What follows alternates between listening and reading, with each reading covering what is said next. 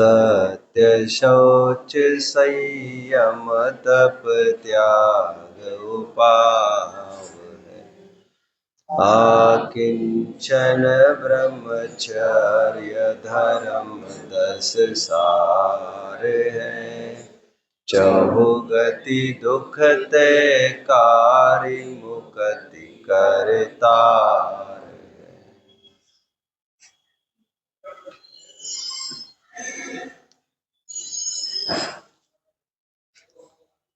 दिखावे पे मत जाओ, दिखावे पे मत जाओ, अपने अकल लगाओ। शरीर की और कुछ एक वचन की क्रियाओं को आधार बनाकर हम सर्वथा ये डिक्लेयर नहीं कर सकते हैं कि ये धर्म है अथवा अधर्म है। किसी हद तक ऐसा होने पर भी ये सर्वथा सत्य नहीं है। देखिए ना, उन्हीं हाथों से वही पुरुष आलिंगन कर रहा है अपने दोनों हाथों से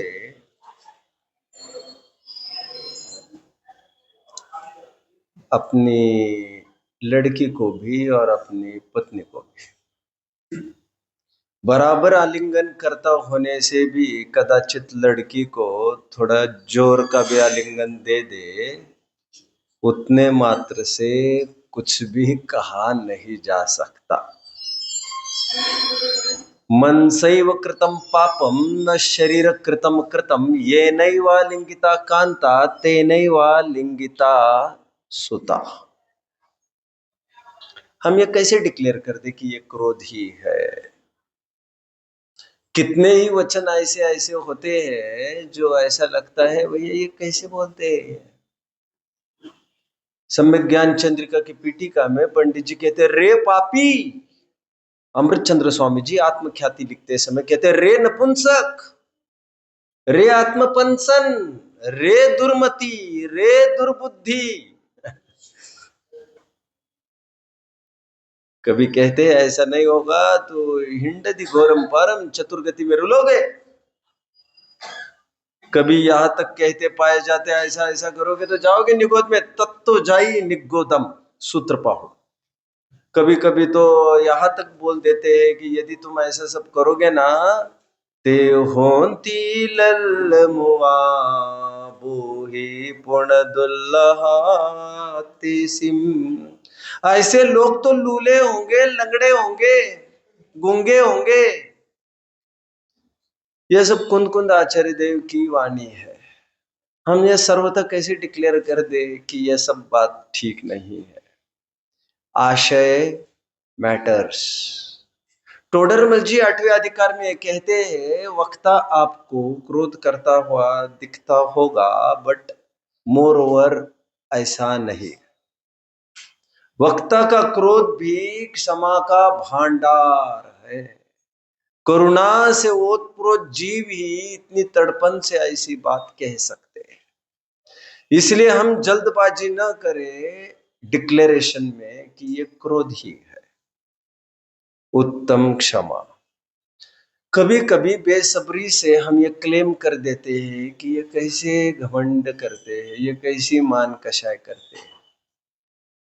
हम ये भूल जाते हैं जीवन भर चरित्र में जब मां हतबल हो गई, आई थिंक विजया, जब हतबल हो गई तो वो छोटा जीवनधर, छोटा बच्चा, वो मां को ये कह रहा है मां घबराओ मत, थोड़ी ही देर में वो काष्टांगर के बच्चे को यहां पर घुटनों के बल पर तुम्हारे सामने नाक रगड़वाऊंगा, यही रेंगेगा वो, मैं उसको कहीं का नहीं छोड़ूंगा। यह सब वचन उनके मान भरे नहीं है, but this is to confide a person who is feeling very down. कभी कभी दूसरों को आत्मविश्वास दिलाने के लिए ये समय की जरूरत पड़ती है कि हम जोर की आवाज में बात करें। जब हतबल महसूस कर रही थी उसकी मां तो कहना जरूरी था मां तुम मुझे कोई बच्चा मत समझो, मैं कोई बच्चा नहीं हूं, पछाड़ दूंगा उसको। कभी कभी उनके कॉन्फिडेंस को भी, ज्ञानी के कॉन्फिडेंस को भी भ्रम से कुछ लोग मान देख लेते हैं। सुमंत भद्र आचार्य देव यहां तक कहते हैं, वादार्थी विचराम्य हम नरपते शार्दुल विक्रीडितम। हे राजन, शेर की भांति में गर्जना कर रहा हूं वाद के लिए। यही समन भद्र आचार्य आगे कहते हैं कि भेरी मया ताड़िता, मैंने भेरी बजाई है जिसने माँ का दूध पिया है। आओ यस्यास्ति शक्ति सवदतु पुरतो जैन निर्ग्रंथवादी, जिसमें ताकत है वो मेरे सामने आकर दिखाए जरा। समन भद्र स्वामी अपने क्लाइमैक्स पर एक जगह ऐसा तक कहते हैं, मैं मांत्रिक हूं, मैं तांत्रिक हूं, मैं पंडित हूं, मैं विशारद हूं, मैं सिद्ध सारस्वत हूं, मैं वह हूं जिसने सरस्वती को हस्तगत किया है। अधिक क्या कहे, इस भूतल पर एक मैं ही मैं हूं, जिसको आना है सामने आकर खड़ा रहे। कभी कभी ऐसे वचन प्रतीत होते, ये क्या कह रहे?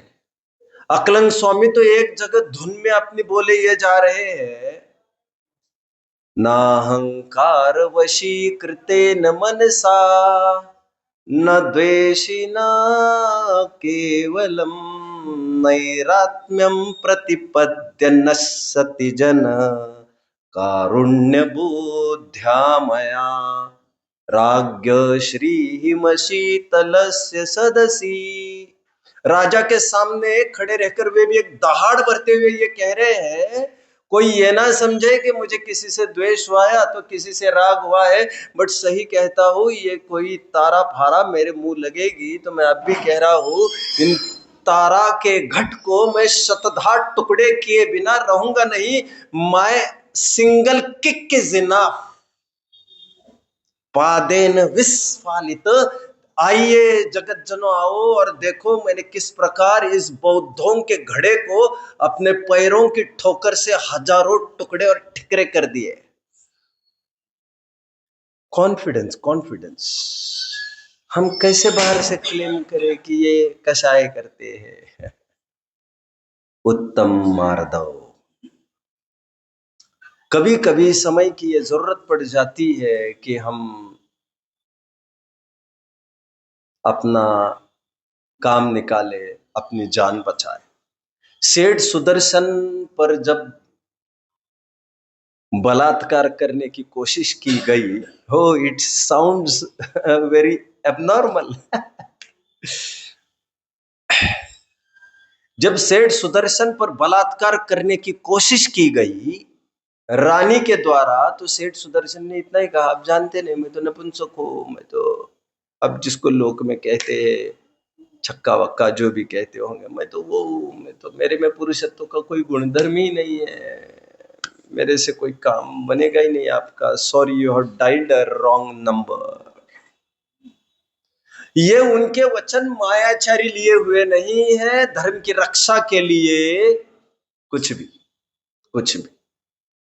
उत्तम आर्जव, तू कहता है कि मैं शुद्ध हूं, मैं शुद्ध हूं, लेकिन शुद्ध हूं का आशय तू विचारता क्या है? तू द्रव्यापेक्षा विचारता है या पर्याय अपेक्षा विचारता है? पर्याय अपेक्षा विचारता है तो गए, और द्रव्य अपेक्षा विचारता है तो भी गए। चर्चा तो कल चलेगी ही, आंखें खोलकर रख दी जाएगी, ऐसी ये चर्चा है। टोडरमल जी आज वो पत्ता उठा ही नहीं रहे हैं जो समाज में प्रचलित शुद्ध की परिभाषा। प्रसंग के साथ न्याय करते आना चाहिए, सब जगह एक ही बात को धुनते नहीं रहना चाहिए, सब धान एक पसेरी नहीं तोली जाती।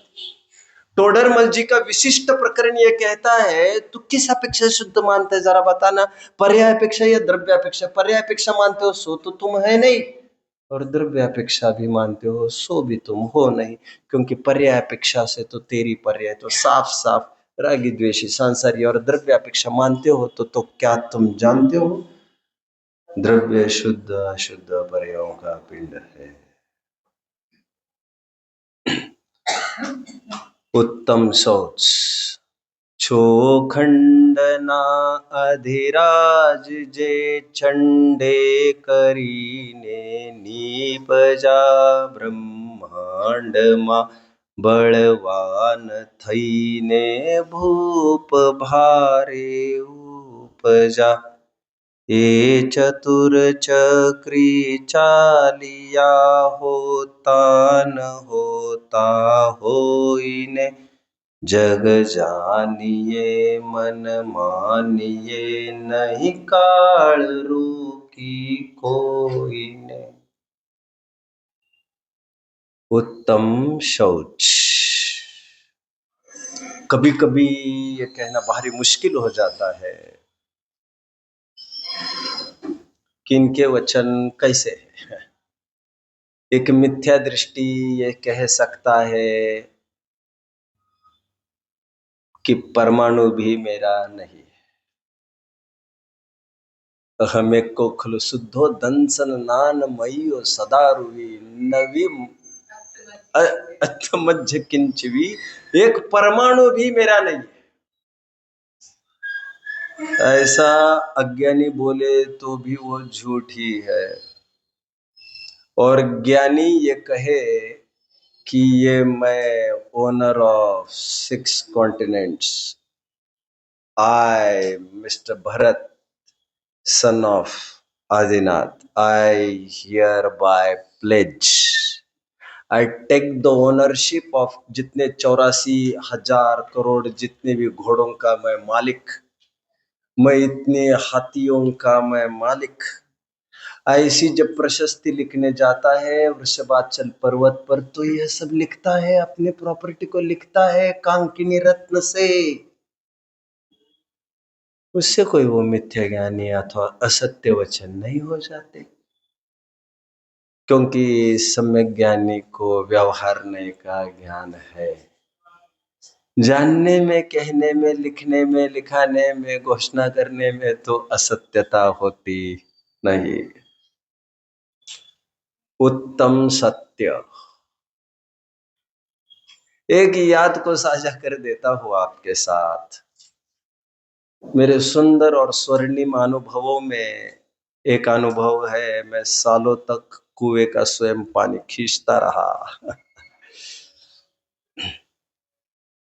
अक्सर गेट के सामने ही खनियादाना में कुआं है, वहां पर पानी खींचता था मैं। और लगभग उस टाइम में लोग आते ही थे, यात्री आते थे, अजनबी भी आते थे। एक बार सहजता में कोई आकर किसी ने पूछा, वैसे कई जन पूछते थे, मैं तो एक घटना के रूप में इसे प्रस्तुत कर रहा हूं। किसी ने आकर पूछा, क्यों भैया चौका लग रहा है? मैंने कहा हाँ चौका लग रहा है।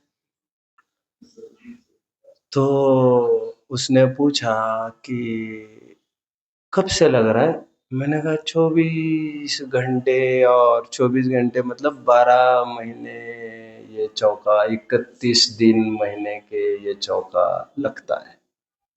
सालों से चौका चलता आ रहा है। मैंने कहा "हैं? किसके लिए लगता है? मेरे लिए और किसके लिए?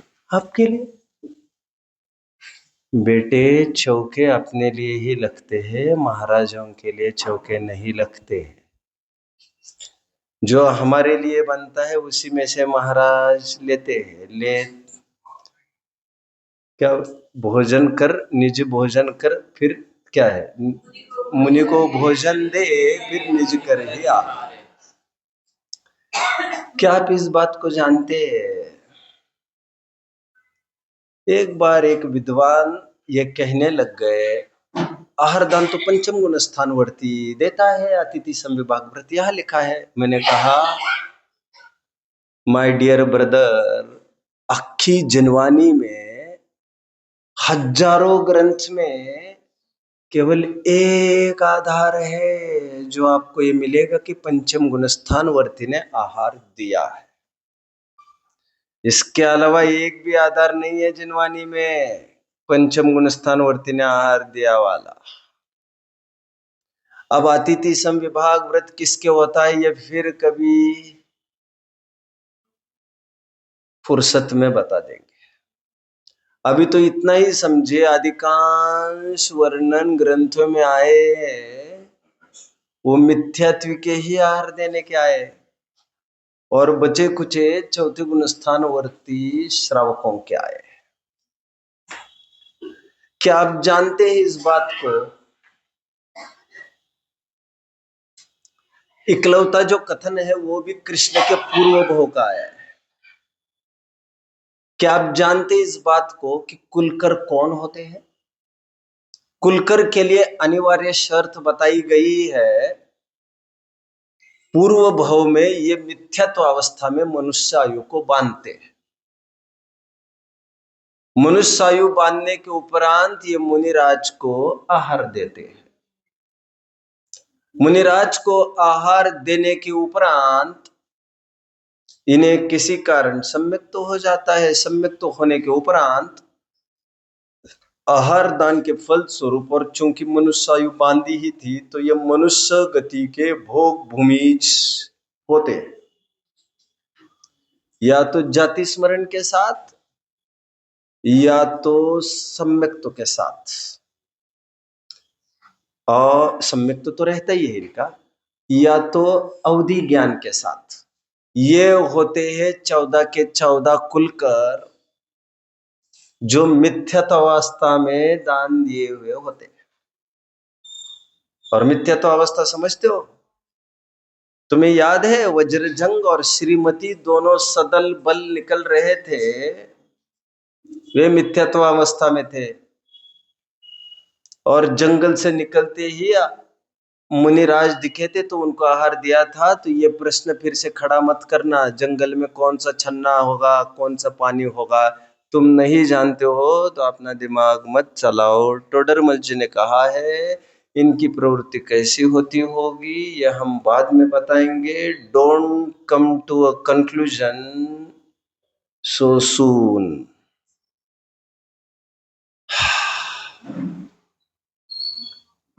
उत्तम संयम।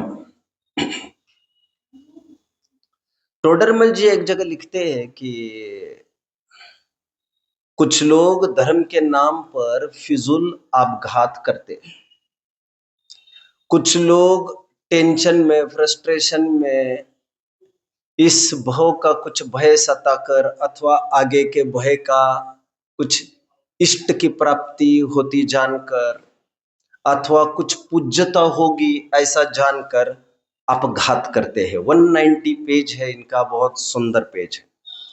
उस पैराग्राफ में कहते हैं कुछ महिलाएं सती होकर मर जाती है, कुछ काशी में करोत लेते हैं, चीर देते स्वयं को, कुछ हिमालय में गल जाते हैं।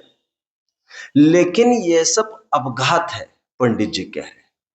यदि तुम्हारा शरीर के प्रति अनुराग घटा था तो तपश्चरण करता, भला मरने में धर्म का कौन सा अंग हुआ? तपश्चरण करते तो हम मानते बेटे, ऐसे तो मिनट भर मरने के लिए तो हर कोई उतावले है।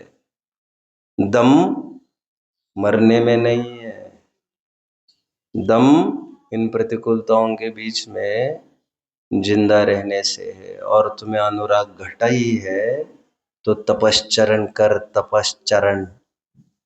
अमित गति आचार्य यहां तक कहते हैं निवृत्त रागस्य गृहम तपोवनम। जिनका राग छूटा है उनके लिए घर ही तपोवन है, तपोवन।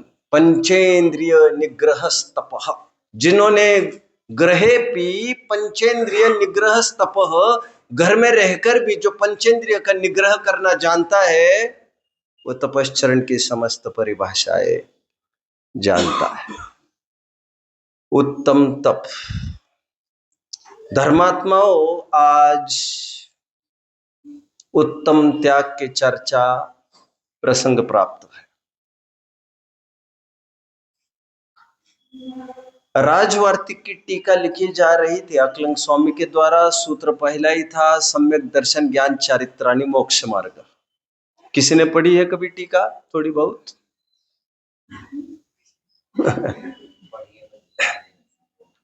उसमें कैसा उदाहरण आया देखिए।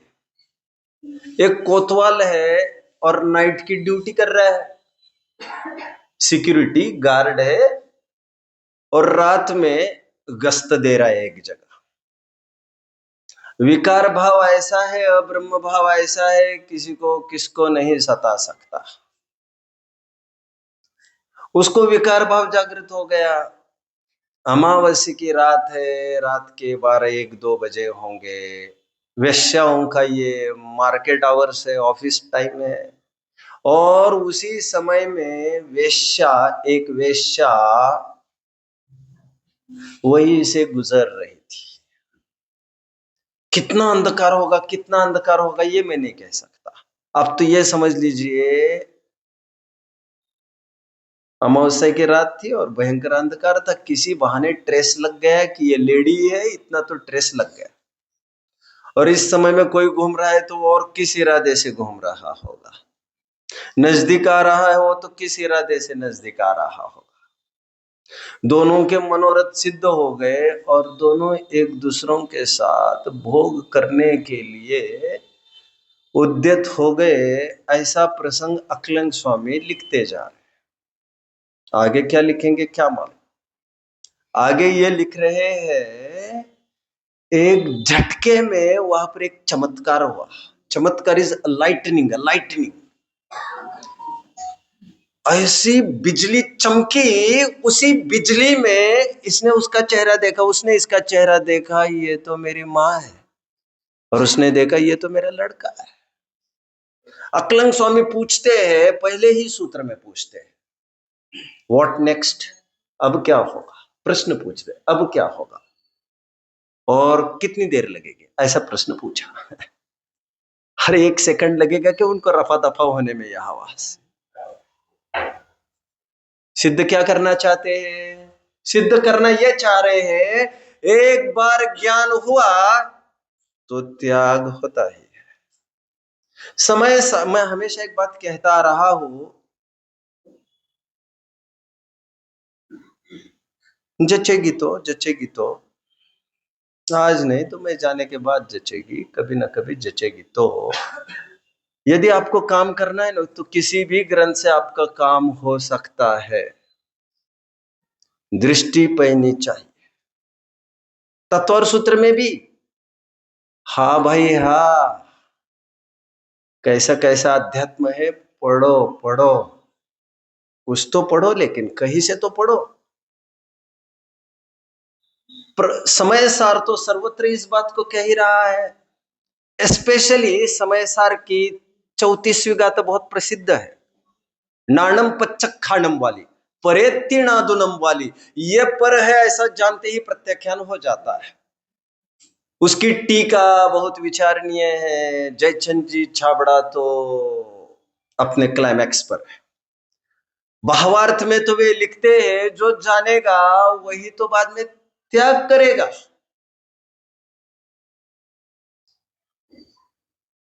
ये प्रकरण में अक्सर उत्तम त्याग के अंतर्गत स्पष्ट करता रहा हूं, आध्यात्मिक विवेचना में करता रहा हूं, लेकिन आज मैं एक नए अंदाज से विवेचना लूंगा। अभी मैं 5-7 मिनट दूरी पर खड़ा हूं। उसके पूर्व और एक प्रकरण समय सार में ही आया। 72वीं गाथा की टीका यदि किसी ने गौर से पढ़ी है, 72वीं गाथा की टीका किसने पढ़ी हो हाथ ऊपर करिए, नहीं तो मैं भी नहीं उलझना चाहता। आप नहीं उलझना चाहते तो मैं भी नहीं उलझना चाहता। ये टाइम भी ऐसा है, सब ऐसा है, फिर क्या कर रहे हैं। हाँ पढ़िए। उसके समापन का एक प्रकरण बहुत शानदार है। 72वीं गाथा की टीका का अंतिम पैराग्राफ विचारणीय है। वहां पर अमृतचंद्र स्वामी जी पूछते हैं, ये जो भेद विज्ञान हुआ, नादु नास्वाणम, ये जो भेद विज्ञान हुआ आत्मा में और आश्रम में, ये ज्ञान है या अज्ञान। यदि अज्ञान कहोगे तो भेद विज्ञान करके क्या क्या, व्हाट डिफरेंस देन, फिर तो कुछ फर्क ही नहीं रहा। यदि तुम कहोगे ये ज्ञान है तो फिर हमारा दूसरा प्रश्न है, यदि ये भेद विज्ञान ज्ञान है तो ये बता, आश्रमों में अभी भी तुम प्रवृत्त हो या निवृत्त हो। यदि अभी भी प्रवृत्त हो तो हम ऐसे ज्ञान को भेद विज्ञान कहते ही नहीं है, इसको हम ज्ञान कहते ही नहीं है। और यदि आश्रवों से निवृत्ति हुई हो तब तो फिर यह सिद्ध हुआ कि ज्ञान मात्रात बंध निरोध भवति। ज्ञान मात्र से ही बंध का निरोध होता है, इस बात की सिद्धि हो गई। आगे तो काफी कुछ टेक्निकल बातें कर रहे हैं, वे कह रहे हैं इससे अज्ञान का अंश ऐसे ज्ञान का खंडन हुआ और अज्ञान का अंश, मेरे भाषा में बात करो, अज्ञान का अंश ऐसे क्रिया नय का भी खंडन हो गया। ये दोनों साथ साथ चलने चाहिए, अर्थात वो ज्ञान ज्ञान ही नहीं है जिसका फल त्याग नहीं है। जानना केवल जानने के लिए नहीं हुआ करता, एनलाइटनमेंट के लिए हुआ करता है। हमारे लाइफ का ट्रांसफॉर्मेशन उसमें निहित होता है। और एक बात साझा कर ही देता हूं, फिर मैं अपना टेक्निकल एनालिसिस चालू करूंगा। वैसे बाय द वे 6 आवश्यक कोई बताएगा मुझे? 6 आवश्यक, ये देव पूजा वाले घिसे पीटे नहीं, अपने अपने प्राचीन जो चलते थे वे बताइए। समता समारे, थुति उचारे, वंदना जिन देव को आदि। अभी एक बात विचारनी है, ये जो 6 आवश्यक बताए ना, समता, स्तुति, वंदना, प्रतिक्रमण, प्रत्याख्यान, कायोत्सर्ग, ये जो 6 आवश्यक बताए हैं, इसमें जिनवानी में 2 अपेक्षाएं दृष्टिगोचर होती है। एक जगह प्रत्याख्यान है और दूसरी विवक्षा में प्रत्याख्यान वर्ड नहीं है, वहां पर है करे श्रुति रति। सुना है कभी आप लोगों ने? क्योंकि ऐसी मान्यता है कुछ लोगों की समाज में कि ये विद्वानों ने चलाया हुआ है ये बात। 6 आवश्यक अक्खी जिनवानी में 36-40 ग्रंथों का आधार देकर एक सूची खड़ी की है। जवाहरलाल जी भिंडर वालों ने शंका समाधान बुक देख लेना चाहिए, और उस पूर्ण सूची में यह सिद्ध किया है कि जिनवानी में आज तक कहीं भी 6 आवश्यकों में स्वाध्याय नहीं बताया गया है। अरे प्रत्याग क्या है, क्या बोल रहे वे,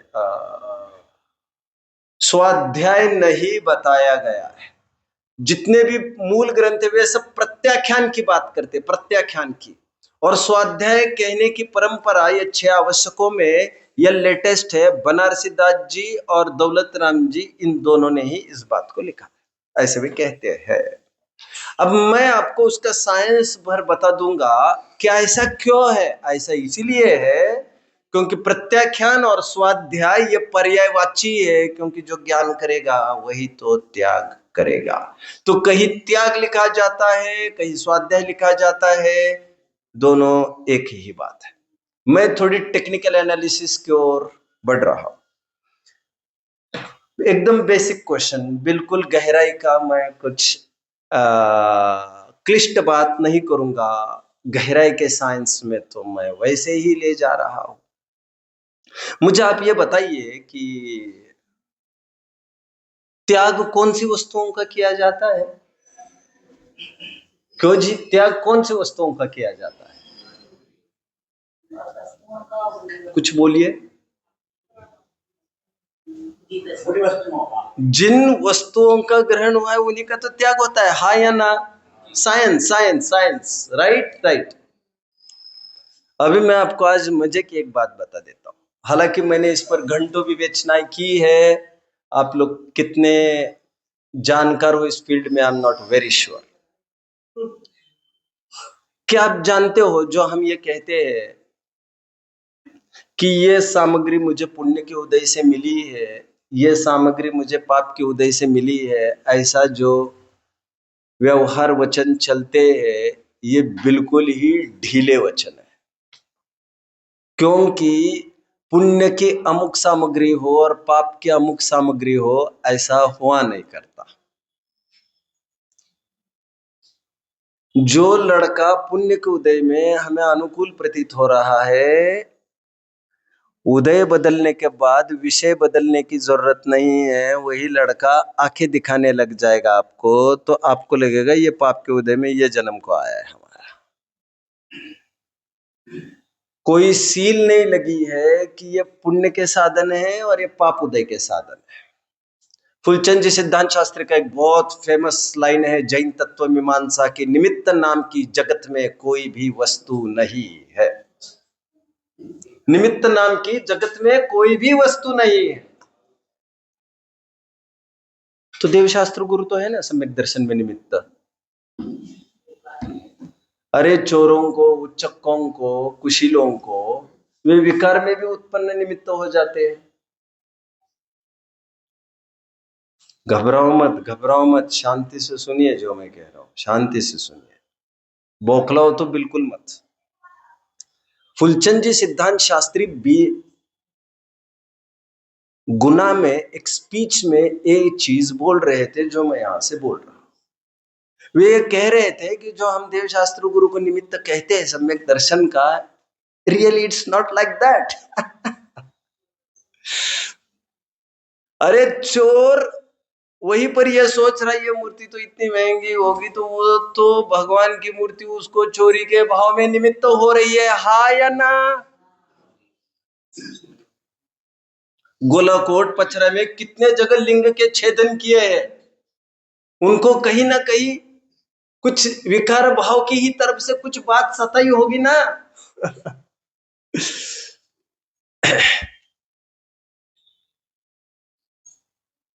कोई वस्तु अमुक का निमित्त ऐसा होता ही नहीं है। दरअसल जब हमें सम्यक दर्शन होगा, तो जब यहां नैमित्तिक होगा तो वहां पर निमित्त पने का आरोप पड़ेगा। सो तो वेश्या पर भी पड़ सकता है, हा या ना? ओहो हो, निमित्त नाम की जगत में कोई कोई कोई वस्तु नहीं है। निमित्त उपादान को नहीं, उपादान निमित्त को खड़ा करता है। कार्य होने की मैं कुछ एक बात कह रहा था, मैं ये कह रहा था अभी, तो ऐसा क्यों कहते देवशास्त्र गुरु सम्यक दर्शन में निमित्त? ऐसा इसलिए कहते हैं, मोर ओवर चांसेस को देखकर, प्रोबेबिलिटी की मैक्सिमिटी देखकर, संभावना की अधिकाई देखकर मोटा मोटा ये कनेक्ट कर लिया जाता है, मैच कर लिया जाता है। समझ रहे? निमित्त का आरोपण ही तब आता है जब मोटा मोटा तौर पर ऐसा देखने में आता है। जैसे हम कहते बहुत संपत्ति मिली, कौन से उदय से मिलते बहुत संपत्ति? या बोलो ना भैया, कुछ तो बोलो, बस इतनी सी बात है। आज तो होगी इसकी पोल खोल, बट थोड़ा टाइम है अभी टाइम है। हम कहते पुण्य के उदय से संपत्ति मिली, या ऐश्वर्य मिला, ये गाड़ी मिली, ये बंगला मिला, ये मिला, ये मिला, ये मिला।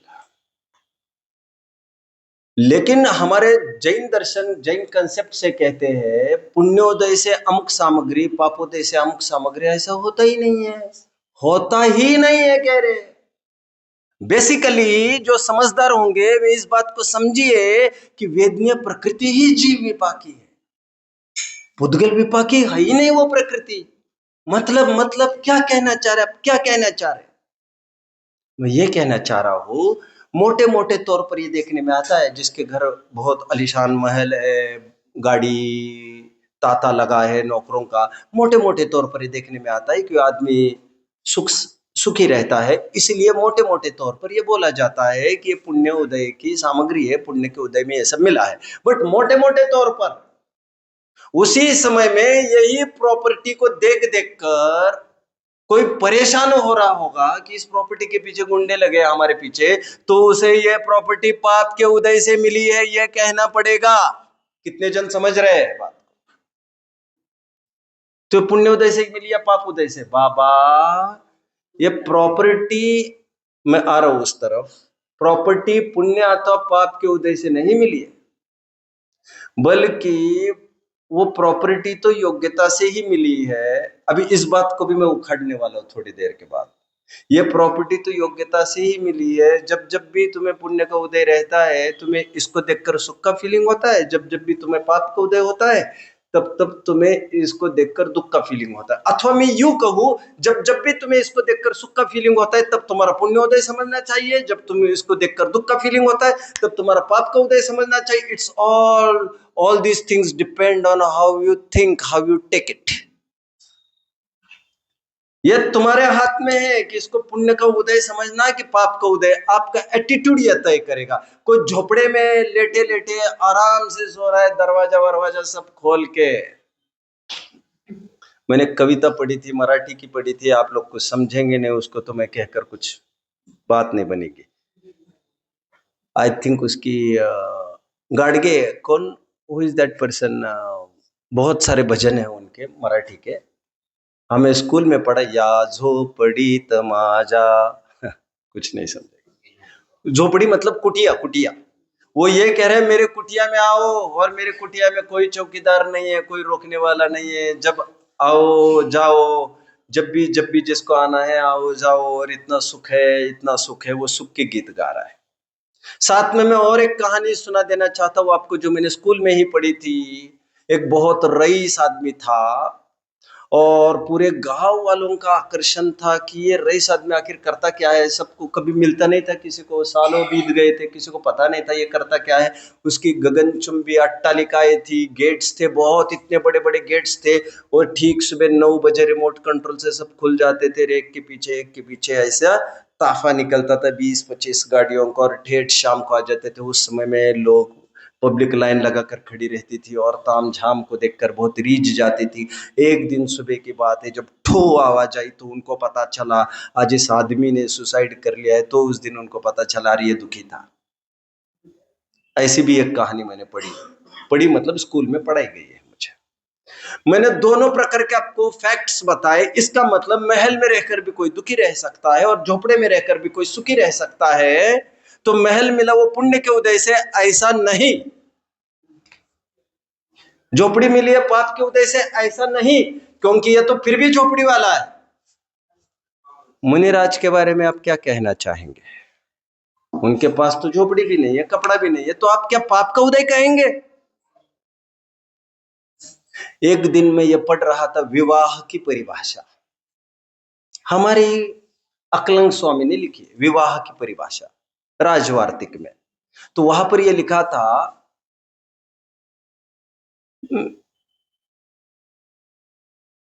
पुरुष वेद के उदय से अथवा स्त्री वेद के उदय से प्लस सातावेदनीय के उदय से जो संपन्न हुई प्रक्रिया, उसका नाम विवाह। मैं इतना नया था तब मैं सोचने लगा, रे जितने ब्रह्मचारी वैसा साता के उदय वाले बेचारे। लेकिन मुझे बाद में पता चला ये मोर और पॉसिबिलिटीज को देखकर बोला जाता है। पहला सुख निरोगी का है, दूसरा सुख ताले लगाओ, पानी, चल उठ, हाथ से ले। दूसरा सुख घर में हो माया। ये माया कौन है, समझ रहे हैं ना आप? तो मोर ओवर ये माना जाता है लोक में कि पत्नी होना मतलब, विवाह होना मतलब सुख की निशानी। तो सातवेदनीय के उदय से ये सब होता है, ऐसा माना जाता है। ग्रंथों में भी लिखा है, बट वो इसलिए लिखा है मोर ओवर। अरे जो डिवोर्स देने के लिए लालायित है करोड़ों रुपए देकर, उसे पूछो उसका मिलना पाप के उदय से या पुण्य के उदय से है। समझ रहे हैं?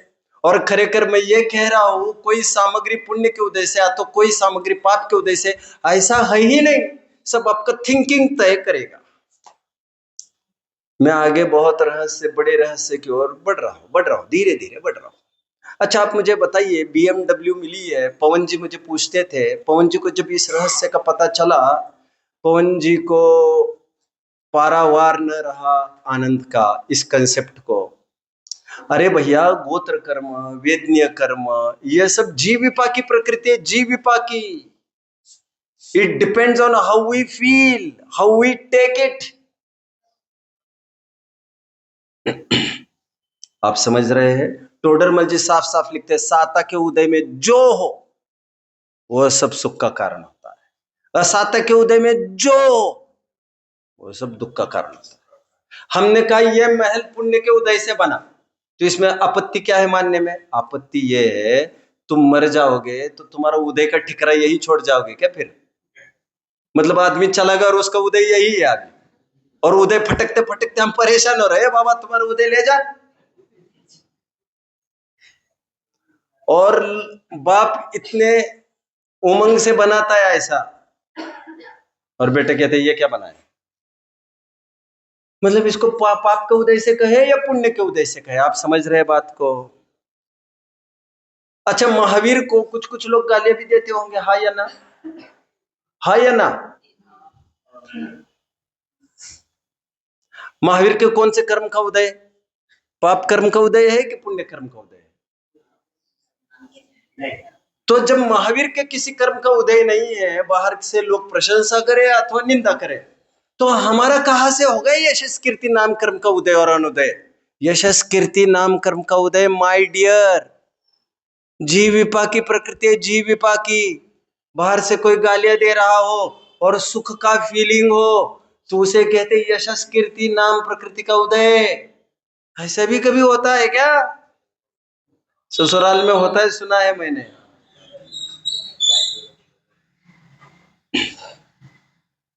बुंदेलखंड में तो पक्का होता होगा ऐसा।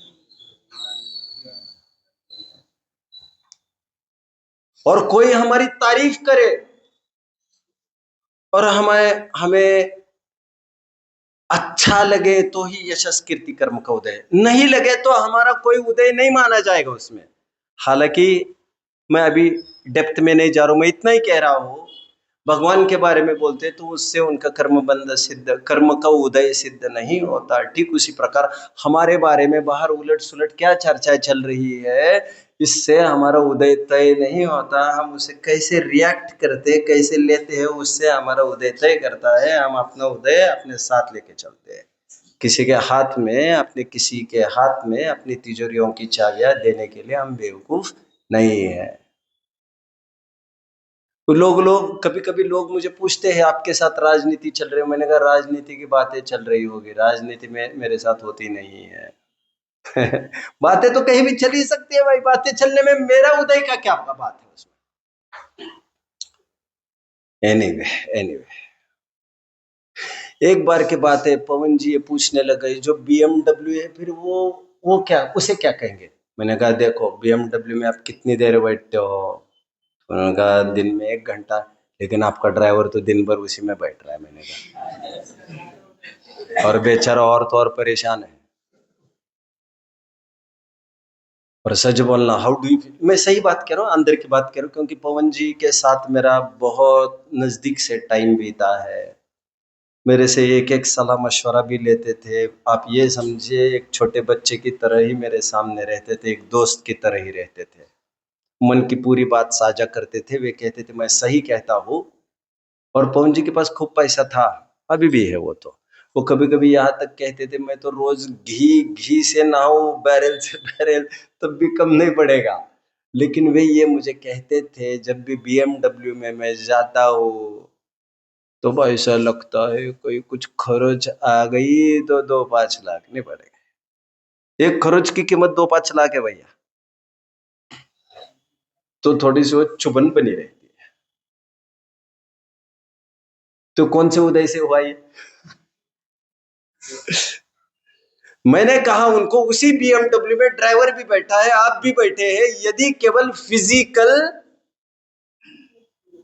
क्लोजनेस से ही, फिजिकल क्लोजनेस से ही उदय तय होता है तो क्लोजनेस तो ज्यादा उनकी है। अच्छा, ये जो महल है मेरा बना हुआ 100 करोड़ का, उसके बारे में क्या कहेंगे? मैंने कहा रात और दिन तो आपने नौकर रख रखे यहाँ पर। 1 घंटा मालिक रहता है घर में, नौकर 24 घंटा रहता है। केवल फिजिकल क्लोजनेस से ही कहेंगे तो फिर पुण्य के उदय से हमें मिला है, तुम हमें मिला है कहां से बोल रहे हो? रजिस्ट्री को तुम्हारे पूछता कौन है? और वो नौकर तो वो छटपटा रह, कह रहे नहीं साहब मैं तो घर पर ही सोने जाता हूँ, नहीं तो मैं तो घर पर ही सोने जाता हूँ। कि उनको जानता है ये बनिया मालिक है, ये रात में भी सुला रहा है तो कुछ ना कुछ बात तो जरूर होगी। या तो उठाएगा या चोर चपट आने पर अपने को आगे करेगा। अरे मालिक मुझे घर पर जाने दो। क्यों रे, तेरे घर पर क्या है? नाली के पास तो तेरा झोपड़ा है। साहब मुझे तो घर पर जाना है। अरे यहाँ एसी में सोना मूर्ख। साहब मुझे नहीं चाहिए ओवर टाइम, मुझे नहीं चाहिए, नहीं चाहिए, नहीं चाहिए। अभी मुझे बताओ ये पुण्य के उदय से है कि पाप के उदय से? वो पिंड छुड़ाना चाहता है। जिसे तुम कह रहे हो एक नाला बह रहा है वो झोपड़ी के बगल में, सब मक्खी मच्छर से घिरा हुआ, और वो उसको पुण्य का उदय दिख रहा है। सोच सोच सोच मैटर्स। अभी वो बड़ी कैंची में हाथ में ले लेता हूं। अच्छा मुझे ये बताओ, हमें बीवी बच्चे मिले हैं, मैं अभी तक ये कह रहा था कि पुण्य के उदय से अमुक सामग्री, पाप के उदय से अमुक सामग्री, ऐसा नहीं। तो मैं ये कह रहा था वही उसी पत्नी को हम पुण्य के उदय से मिली भी कह सकते हैं। बिल्कुल बेचारी इतनी सिंपल रहते हो, कुछ कुछ पति उससे भी परेशान होते हैं। मैं किस गवार को लेके आया बोलती, तुम्हें क्या माथे पर नाचने वाली चाहिए थी? वो कालिया के माथे पर जैसे कृष्ण नाचा था। और किसी किसी को आपत्ति इतनी फैशनेबल नहीं चाहिए थी मुझे। भैया एक्सटेंड तू तेरा तय कर ले, और दिन में 100 दफे तो तू एक्सटेंड ऊपर नीचे करता रहता है। कभी उसी चीज को तुम परेशान होते हो, उसी चीज से तुम यार सनकी हो दिमाग से बड़े, तुम्हारे साथ रहना बड़ा मुश्किल है। यू आर टोटली व्हिम्सिकल, विक्षिप्त हो। ऐसे लगभग चलता होगा। क्या करें, अमुक चीज अच्छी, अमुक चीज खराब,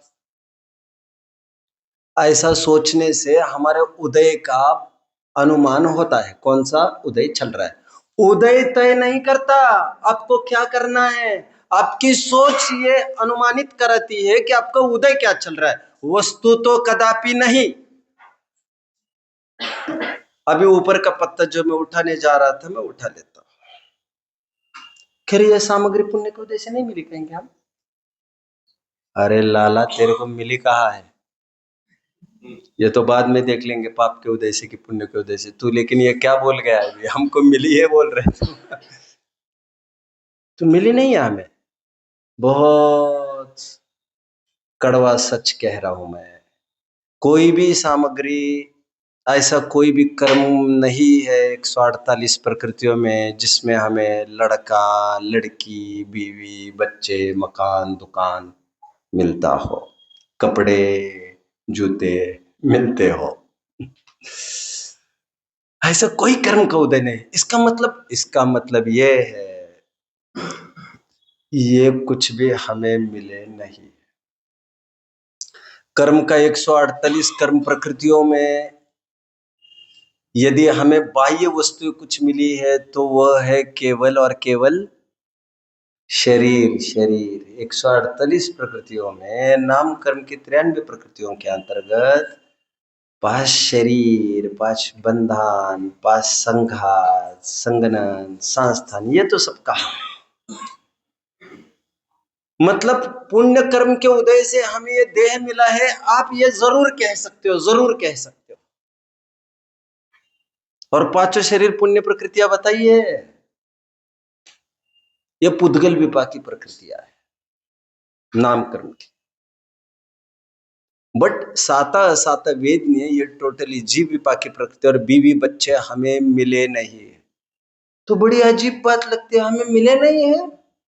ऐसे कैसे बोल रहे मिले नहीं है? मैं अभी अभी तो कह रहा था आपको, केवल फिजिकल क्लोजनेस का अर्थ ये नहीं है कि हमें मिले। अच्छा हमें धर्म द्रव्य मिला है, कौन से कर्म के उदय से मिला है बताओ जरा। सब मिला कहाँ है? वो तो पास में है। अरे वो तो फिर भी नजदीक है, तुम्हारे भी बच्चे तो बहुत दूर खड़े हैं, तुम कैसे कह रहे हो तुम्हें मिले? और फैक्ट ये है हमें कुछ भी मिला ही नहीं है शरीर के अलावा। पर द्रव्यों में मैं बात कर रहा हूं, आप समझ रहे भैया मेरी बात को? अभी अभी कई जन उस पर बोल रहे हैं। अभी वो हर्ष जी है एक विद्वान, उन्होंने अभी 2-3 सेशंस उस पर डिलीवर किए हैं जो अभी अभी शास्त्री हुए हैं। उन्होंने भी मुझे भेजे थे इसे चेक करो पंडित जी, ये ठीक है क्या? मैंने कहा भैया मैं कहाँ चेक करूँ, तुमने तो जो मैंने निरूपण किया उसी को सुन लो शांति से और तुम जांच लो एकांत में। और टोडरमल जी की ये छटा है, सर्वत्र दृष्टिगोचर होती है, उनके दिमाग में सब बातें थी। लेकिन जिनवानी में ऐसा क्यों कहा जाता है फिर सातवें वेदनीय के उदय से हमको देवशास्त्र गुरु मिले, ये माहौल मिला है? मैंने कहा ना अभी मोटे मोटे पैमाने पे ऐसा बोला जाता है, ग्रंथ में भी स्वीकार किया है। इसलिए धवल जैसे ग्रंथ में भी वेदनीय प्रकृति को कथनचित पुद्गल विपाकी कहा गया है, but actually it's not like that. वेदनीय प्रकृति जीव विपाकी प्रकृति ही है। अब मोटे मोटे तौर पर गोत्र हम कहते ही है, नीच गोत्र मतलब आदि आदि आदि के घर पर पैदा हुआ। बट जब हम गोमट सार वगैरह पढ़ेंगे तो वहां पर आप पाएंगे आचरण पद्धति को गोत्र में लिया है। अच्छा, मैं और एक प्रश्न पूछता हूं। मुनिराज आए और मैंने आहार नहीं दिया, तो मेरे कौन से अंतराय का उदय है?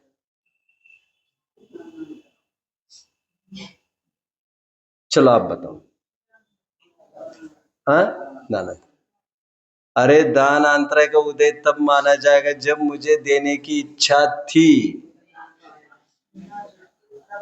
मतलब इच्छा तय करती है मेरा उदय है कि नहीं। गो अंतराय कर्म भी जीव विपाकी प्रकृति है, जीव विपाकी। हमको लगता है हमारे पास ग्राहक आ रहा था, उसने फांजी मार ली, उसने वहां पर मेरा ग्राहक ले लिया, मेरे कौन सा लाभांतराय कर्म का उदय। ये तो उसको लाभांतराय कर्म का उदय है जिसे फील हुआ, ये जिसे लगा चलो भैया तुम ऐसे कर, कोई उसको कोई दुख नहीं हुआ और वो अपने अपने गड़ा रहा वहां पर पुस्तकों में। जिसे कोई फीलिंग ही नहीं हुआ, ना इच्छा ही थी उसको, तो उसे कोई उदय नहीं माना जाएगा। मतलब ये जीव विपाकी प्रकृतियां है या हमारे फीलिंग पर निर्भर है। निष्कर्ष मैंने इतना ही कहा, ये संपत्ति, ये तिजोरी, ये जितना भी महल घर मकान दुकान बीवी बच्चे जितने भी बाहर के पोजेशंस है, ये हमें मिले ही नहीं है। ये अपने अपने योग से जैसे हवा का झोंका निकलता है, तो हम थोड़ी कहते हैं कोई पुण्य कर्म के उदय से अथवा पाप कर्म के उदय से। ये घड़ी का काटा 3 की तरफ से निकलकर, टाइम हो गई ये समझ रहा हूं मैं, 3 की तरफ से निकलकर 4 की तरफ आ रहा है, तो 3 के कौन से कर्म का उदय कहेंगे और 4 के कौन से कर्म का उदय कहेंगे? फिर उसके कौन से कर्म का उदय? वो तो पौद्गलिक है, वो तो क्षेत्र क्षेत्रांतर होता रहता है, उसमें उदय की क्या जरूरत है? ऐसे तो धर्म द्रव्य के भी कुछ कर्म का उदय कहना पड़ेगा, अधर्म द्रव्य के भी कुछ कर्म का उदय कहना पड़ेगा। अधर्म द्रव्य है वहां पर गर्मी है, तो उसके भी पाप कर्म का उदय कहना पड़ेगा। दुख का फीलिंग तय करता है। और एक फैक्ट की बात मैं आपको बताऊं, आप जानते होंगे असाता कर्म, असाता वेदनीय की उदय, कुछ कहना चाह रहे हैं? असाता वेदनीय कर्म की उदीरना, क्या आप जानते हैं, सात्विक गुण स्थान के ऊपर होती ही नहीं। जानते हैं इसका मतलब क्या हुआ मालूम? सुन लीजिए। मतलब 10वें गुणस्थानवर्ती मुनिराज को किसी ने ऊपर से फेंक दिया, हाथ पैर काट दिए, हम कहते हैं सातवें वेदनीय का उदय था उनके। ऐसा नहीं है, ऐसा नहीं है। हाथ पैर तोड़ने से वो उदय उदय तय नहीं होता। मोटे मोटे तौर पर इसलिए बोला जाता है क्योंकि जिनके हाथ पैर तोड़े जाते हैं उनको दुख होता है। लगभग लगभग देखने में ही आता है, इसलिए स्थूल रूप से बोला जाता है, बट ऐसा नहीं है। मुनिराज के असाता वेदनी की उदीरना होती ही नहीं है।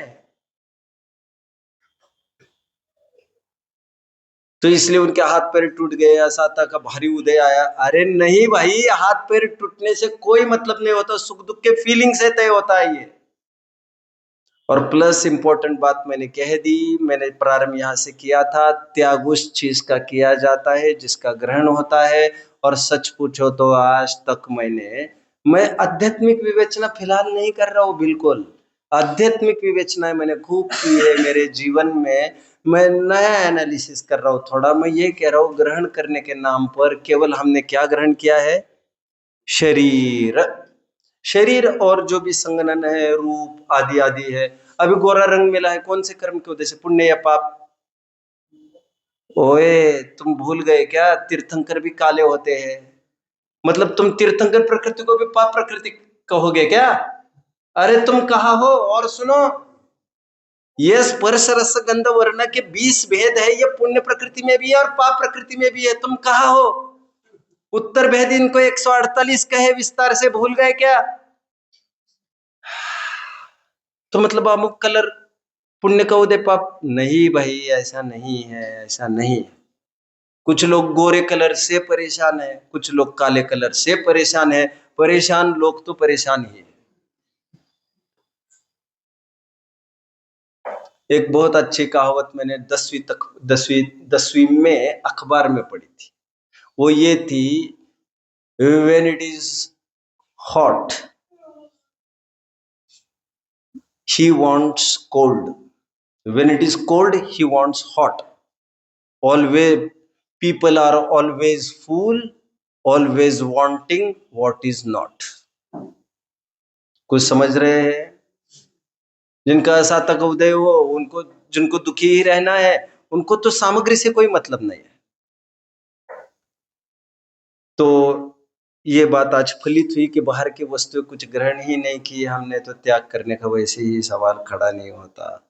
और फिर त्याग करने की बातें जो कही जाती है वो उसी टोन में कही जाती है जिस टोन में कहा जाता है ग्रहण किया।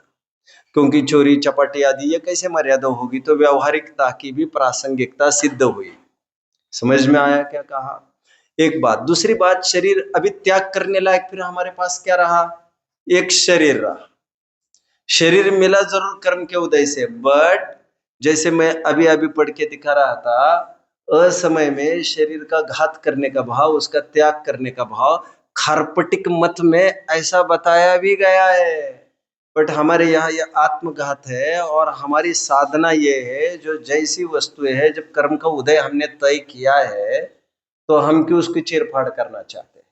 इसलिए कहा जाता है गात्र मात्र परिग्रह, मुनिराज को शरीर मात्र ही परिग्रह रहा। और आध्यात्मिक विवेचना 34वीं गाथा, उसका भावार्थ पढ़ते रहिएगा। चलो एक एक लाइन तो बता ही देता हूं। त्याग का तात्पर्य उसके बैकग्राउंड में वर्क करने वाले राग आदि के त्याग की बात है। एक जगह व्यवहाराभासी का प्रकरण चल रहा था और व्यवहाराभासी को टोडरमल जी बहुत भली बुरी सुना रहे थे। वो कह रहे थे तुम इतने क्रियाकांड करते हो, क्या निहाल करोगे भैया, क्या करोगे क्या नहीं।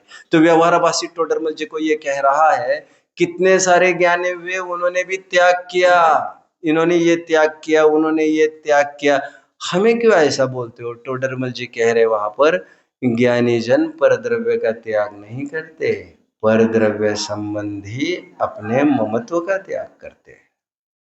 इसलिए भी त्यागोपादान शून्य तो शक्ति जैसे कहती है, पर द्रव्यों का ग्रहण त्याग नहीं होता है, उसकी अपनत्व के होने न होने से ही उसका ग्रहण और त्याग की विवेचनाएं हुआ करती है। It's enough now. किसी को कोई प्रश्न? बस। ओम नमः।